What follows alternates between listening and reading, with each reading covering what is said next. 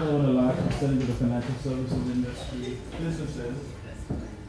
And as such, they don't benefit from the wealth that generates. So that obviously leads to a conundrum as to how we incentivise everybody involved with the territory, both domestically and globally. How do we ensure that those two things can work together? And I'm going to give that one to Simon, who's never frightened of an open answer. So how do we deal with that? I think the initial statement is absolutely correct, and I'll change it a little bit. Not enough Virgin Islanders are able to participate from an ownership perspective in the financial services industry. And it is incumbent on people like myself within the private sector to help facilitate that. I think the position is better now than it has been in the last 20 years, but it's not good enough and more could be done. The direct question at the end of the tweet is, should this be a concern of the government? I think, yes, this is a concern for the government and the private sector. And we've already touched it, I think Russell touched on it in his questions to the Premier earlier on, that people don't fully understand how the financial services industry operates because they're not part of it, therefore they don't understand the benefits, how they can participate in it. I know that the IFC, I've done some various presentations at the high school, at the various educational institutions as to how BB Islanders can participate in the industry, how there are opportunities available to them. And I think it starts at a very low level. We have a presentation later on in relation to education, and there is now a financial services curriculum within the high school. So all those things sort of feed into participation in the financial services industry, lead towards understanding, and hopefully then that leads towards better participation from an ownership perspective ultimately. There's also the Financial Services Institute, which provides a number of courses in financial services, and we will certainly hope that more and more BB Islanders will take advantage of the opportunities to get certification in the financial services industry through the Financial Services Institute. Thank you very much. Dave Woodfine, I'm a cyber specialist with Fresh Mango IT Services. Firstly, thank you to the panel for a very enlightening panel session today. It was very good. My question is, again, on cybersecurity, and it's aimed at both the panel and to Greg as well. It's clear that cybersecurity is a key area for us to maintain confidentiality and integrity of financial information, but also the reputation of the industry. So I want to know, does the panel believe that there is an appetite or indeed a necessity to invest into cybersecurity and when effectively there is no tangible gain, return of investment? Is it a risk that you are prepared to take? And moreover, does the panel recognise that one of the keys to success in defending our information is really our people themselves, and how do we improve the attitudes of our people, change the culture so people are more aware to spot that next data breach? And that'll be the question to Greg, and how do we do that? Thank you.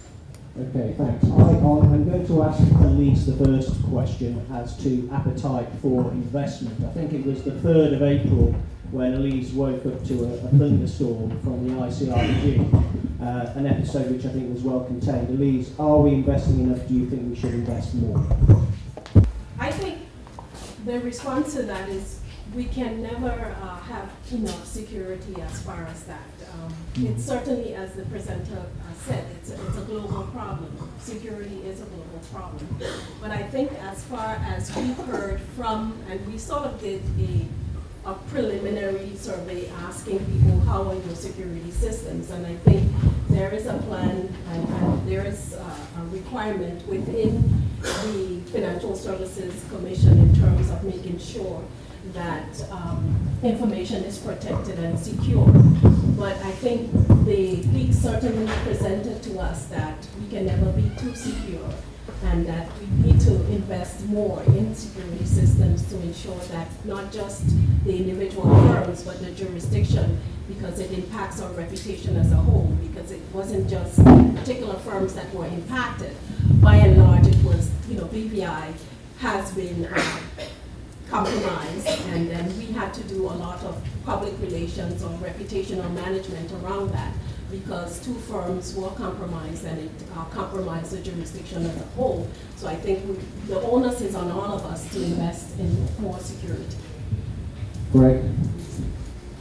the information security landscape is not a static one, it's a dynamic one. And as such, for every piece of technology that exists, there are 50 to 100 security researchers looking into the weaknesses of this technology. And by virtue of that, companies are being forced to do a better job of issuing updates to fix the holes in the pieces of technology that they put out there. And as these holes are fixed, new ones are found, new ones are discovered. And your investment must always match the fact that these guys are there knocking on your doors 24/7. You cannot stop investing in information security the same way you cannot stop maintaining your car, the same way you cannot stop paying insurance for your health. It is something that is ever an ongoing process. And the stark reality is InfoSec as an industry is largely a reactive one. We discover weaknesses as they are found. We react to weaknesses and fix them as they are found, as they are discovered. Not always by the good guys. My question is on FATCA.